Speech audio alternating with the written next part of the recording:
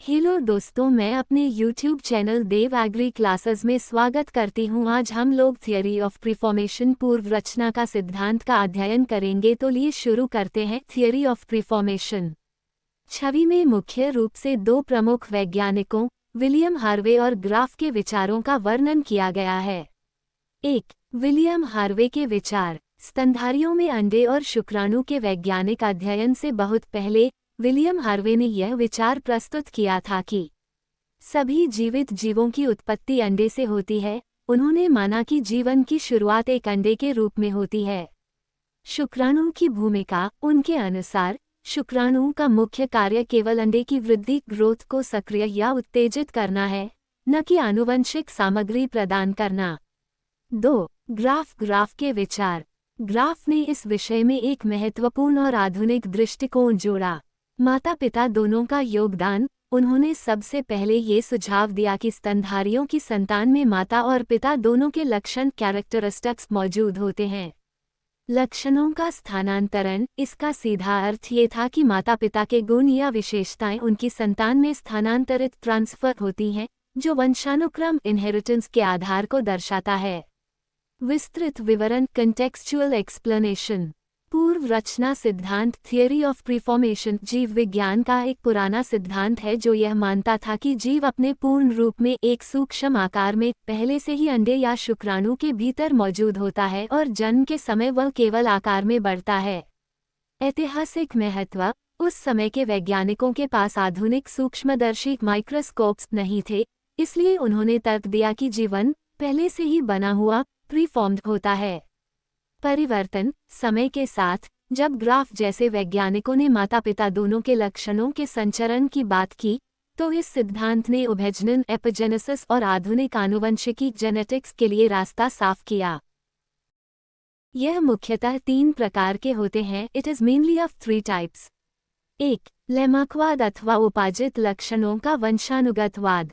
लेमाकिज्म और theory of inheritance of acquired characters. विवरण। ये सिद्धांत फ्रांसीसी वैज्ञानिक जीन बैप्टिस्ट लेमार्क द्वारा दिया गया था। मुख्य विचार। उनका मानना था कि जीव अपने जीवनकाल में जो शारीरिक परिवर्तन उपार्जित लक्षण विकसित करते हैं, वे उनकी अगली पीढ़ी में चले जाते हैं।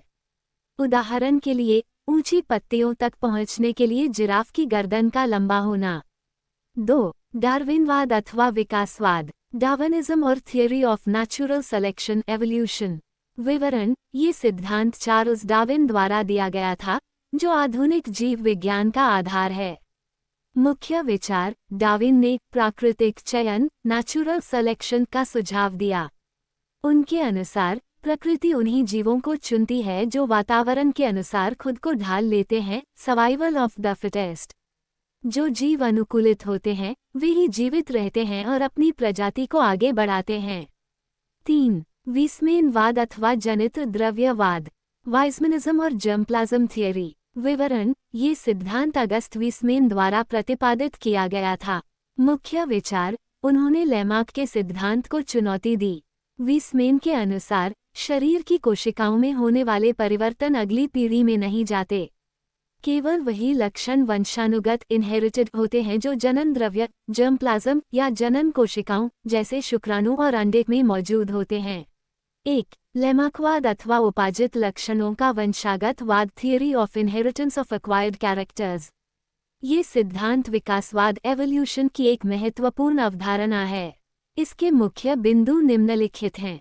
प्रतिपादक ओरिजिनेटर। इस सिद्धांत का प्रतिपादन प्रसिद्ध फ्रांसीसी वैज्ञानिक जे.बी. लेमार्क ने किया था। सिद्धांत का मुख्य विचार। लेमार्कवाद के अनुसार जीवों के शरीर में परिवर्तन निम्नलिखित कारणों से होते हैं। वातावरणीय प्रभाव, जलवायु, भौगोलिक स्थितियां और भोजन की उपलब्धता के अनुसार जीव के शरीर में नए अंगों का विकास होता है और पुराने अनुपयोगी अंग धीरे धीरे विलुप्त हो जाते हैं। आवश्यकता और इच्छा। जीवन की आवश्यकताएं जीव में एक इच्छा उत्पन्न करती हैं। यही इच्छा यह निर्धारित करती है कि जीव किस अंग का उपयोग अधिक करेगा और किसका कम। उपयोग और अनुप्रयोग यूज एंड डिसयूज। जिस अंग का उपयोग जीव लगातार और अधिक करता है, वह अधिक विकसित और मजबूत हो जाता है। इसके विपरीत जिस अंग का उपयोग नहीं होता वह धीरे धीरे कमजोर होकर समाप्त हो जाता है। प्रसिद्ध उदाहरण, जिराफ की गर्दन। चित्र में जिराफ के उदाहरण के माध्यम से इसे समझाया गया है। अतीत में जब जमीन पर घास की कमी हुई तो जिराफ को ऊंचे ऊंचे वृक्षों से पत्तियां भोजन प्राप्त करने की आवश्यकता हुई। इसके लिए उसे लगातार अपनी गर्दन को ऊपर की ओर खींचना पड़ा। निरंतर खिंचाव और उपयोग के परिणामस्वरूप जिराफ की गर्दन धीरे धीरे बहुत लंबी हो गई। लेमार्क के अनुसार ये लंबी गर्दन वाला गुण अगली पीढ़ी में चला गया, जिससे आज के लंबे गर्दन वाले जिराफ विकसित हुए। 2. डार्विनवाद अथवा विकासवाद, थियरी ऑफ एवोल्यूशन। पहला बिंदु, उपार्जित लक्षणों के वंशानुक्रमवाद में दृढ़ विश्वास रखने वाला एक अंग्रेज वैज्ञानिक चार्ल्स डार्विन था, जिसने विकासवाद प्रतिपादित किया जो कि प्राकृतिक चयनवाद के नाम से प्रचलित हुआ। दूसरा बिंदु, अंग्रेजी टेक्स्ट का अनुवाद। चार्ल्स डार्विन, एक अंग्रेज वैज्ञानिक जो अर्जित गुणों की आनुवंशिकता, hereditary suit of acquired traits में गहरा विश्वास रखते थे, उन्होंने विकास के सिद्धांत को प्रस्तुत किया जिसे प्राकृतिक चयनवाद, नेचुरल सिलेक्शन के रूप में जाना गया। विस्तृत व्याख्या इन डिटेल। ये स्लाइड जीव विज्ञान के एक अत्यंत महत्वपूर्ण सिद्धांत, डार्विनवाद के बारे में जानकारी देती है।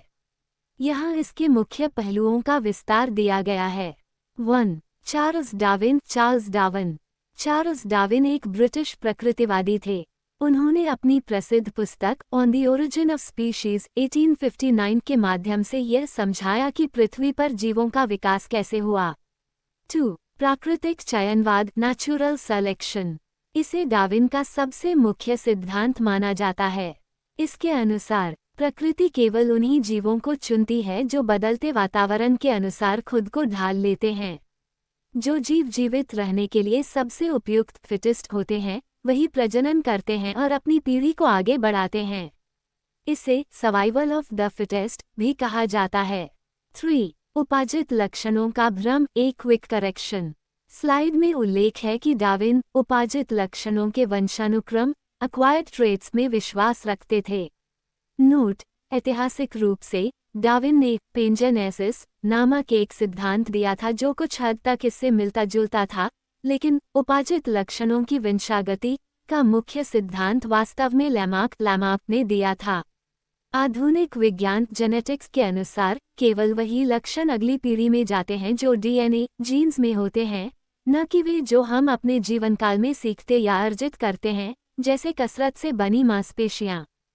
4. विकासवाद का महत्व। ये सिद्धांत बताता है कि सभी प्रजातियां एक ही पूर्वज से विकसित हुई हैं और समय के साथ उनमें बदलाव आते गए। चित्र में दिख रहा डायनासोर इसी विकासवादी प्रक्रिया के इतिहास का एक हिस्सा है, जो ये दर्शाता है कि कैसे विशाल जीव समय के साथ विलुप्त हो गए या पक्षियों के रूप में विकसित हुए। 3. वीसमैनवाद अथवा जनित द्रव्यवाद, जर्मप्लाज्म थियरी। ये सिद्धांत मुख्य रूप से लेमार्कवाद के उपार्जित लक्षणों की वंशागति के सिद्धांत को चुनौती देने के लिए दिया गया था। विस्तृत विवरण। प्रयोग का आधार। ये सिद्धांत चूहों पर किए गए प्रसिद्ध प्रयोगों पर आधारित था। वीसमैन ये देखना चाहते थे कि क्या शरीर में होने वाले बाहरी बदलाव अगली पीढ़ी में जाते हैं या नहीं। प्रयोग की प्रक्रिया। वीसमैन ने लगातार 22 पीढ़ियों तक चूहों की पूंछ काटी। उन्होंने हर नई पीढ़ी के जन्म के बाद उनकी पूंछ काट दी और फिर उन्हें प्रजनन करने दिया। परिणाम, 22 पीढ़ियों तक पूंछ काटने के बाद भी एक भी ऐसा चूहा पैदा नहीं हुआ जिसकी पूंछ जन्म से न हो। हर बार चूहे पूरी लंबी पूंछ के साथ ही पैदा हुए। निष्कर्ष, कंक्लूजन। इस प्रयोग से वीसमैन ने ये सिद्ध किया कि कायिक द्रव्य सोमेटोप्लाज्म, शरीर की कोशिकाओं जैसे पूंछ में होने वाले परिवर्तन अगली पीढ़ी में नहीं पहुंचते। इन्हीं उपार्जित लक्षण कहा जाता है। जनित द्रव्य जर्मप्लाज्म केवल वही लक्षण वंशागत हेरेडिटरी होते हैं जो जनन कोशिकाओं जैसे शुक्राणु या अंडाणु के जनित द्रव्य में मौजूद होते हैं। संक्षेप में, बाहरी चोट या शारीरिक बदलाव जैसे पूंछ का कटना आनुवंशिक नहीं होते क्योंकि वे डीएनए या जनन कोशिकाओं को प्रभावित नहीं करते हैं। आप सभी को मेरा वीडियो अच्छा लगे तो लाइक करिए, कमेंट करो, सब्सक्राइब करके जिससे मेरा वीडियो आप तक पहुंच सके। धन्यवाद।